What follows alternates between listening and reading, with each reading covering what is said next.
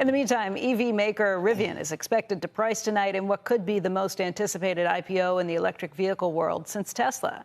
Phil LeBeau joins us right now. He's got the details on this, and there is a lot of hype around this and a lot of money, too. There is a lot of money, Becky, and don't be surprised. They've already raised the range on this IPO. Don't be surprised if this runs.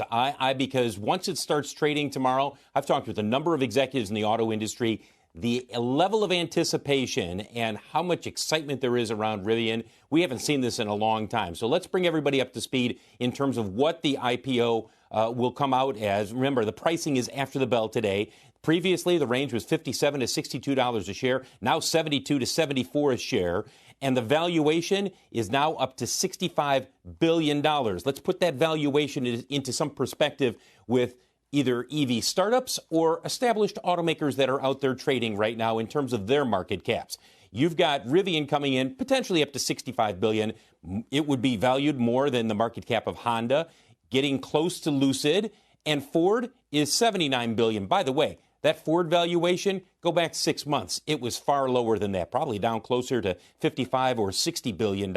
It's really just taken off within the last 6 months or so. So for Rivian, we know so much about the R1T pickup truck, the electric pickup truck. We did a review with it where we had a chance to drive it, get a sense of what it's all about. They are expecting to deliver 1,000 of these pickup trucks this year.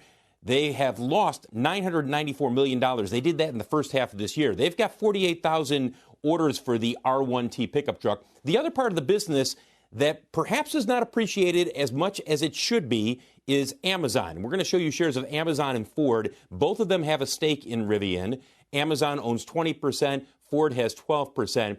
Many people I've talked with, guys, have said, look, if you're looking at Rivian strictly as an EV play, that's understandable. But you are discounting the impact and the potential growth with Amazon. They've got 100,000 electric delivery vans that they're in the process of working on those. Some of those are already delivered to Amazon.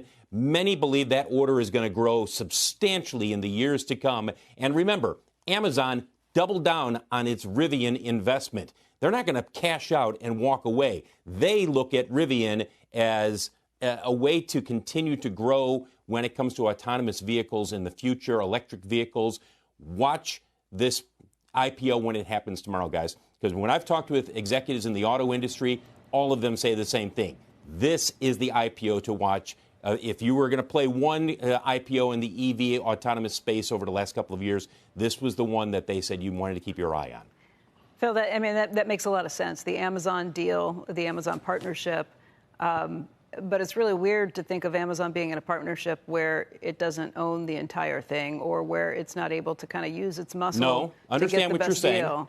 It's just a different. I'm trying to think of another single Amazon partnership where the stakes are the same, where they own 20% in the company, not the whole company, not zero of the company, so they can't kind of browbeat them into a better deal.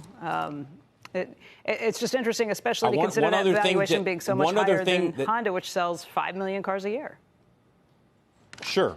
But that gets back to the story that we've been talking about for some time when it comes to traditional automakers that have not yet made a transition into the world of electric and autonomous vehicles. One other thing to keep in mind with Amazon, Becky, think about all of the data that they are going to be collecting through the Rivian electric Amazon delivery vans. 100,000 are on order. I've been told that order base is going to grow substantially in the future. And the reason that Amazon is a partner with Rivian is that CEO R.J. Scaringe early on said, I want two things when I find my partners. And this was a number of years ago. I want a data tech company, and I want an established automaker to help us with the manufacturing. That's ultimately why they partnered with Ford, ultimately why they partnered with Amazon. Very strategic about how they've grown this company. And R.J. Scaringe, he is one of these CEOs who's very intense but understated. And he sought out Amazon. He talked to other tech companies as well, but he sought out Amazon because of the potential for what Amazon could bring to the table on the tech side.